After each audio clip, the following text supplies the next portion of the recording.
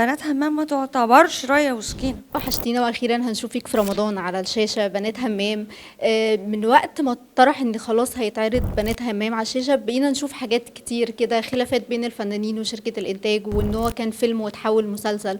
فبما انك معانا حابين نعرف الحقيقه منك اكتر. ما كانش في مشكله خالص، بنات همام اصلا ما كانش مشروع خالص، خلص واحنا نسينا كل ده. في حد كتب حاجه وانا عجبتني قوي، ان هو احنا ازاي نتكلم عن رايه وسكينه بس طريقه غير مباشره، يعني ما تبقاش رايه وسكينه اللي تسمعي عنها اللي انت عارفه القصه، لا، عاملينها بطريقه مختلفه خالص. بتهيالي دي هتشد الناس جدا لانها اول مره تتعمل. فخوره جدا وخايفه قوي، متخيله انها هتعجب الناس، لان انا حتى انا فيها مختلفه يعني كمان. ما خفتيش من فكره ان انت تقدمي حاجه ناس كتير جدا اتكلمت عنها قبل كده؟ هي مش مستهلكه قوي، يعني بقول لك ما اتعملت ايه، اتعملت ايام انور وجدي مره وشريهان تاني مره، والمسرحيه بنات همام ما تعتبرش رايه وسكينه. لازم تتفرجي عليه الاول عشان تفهميها.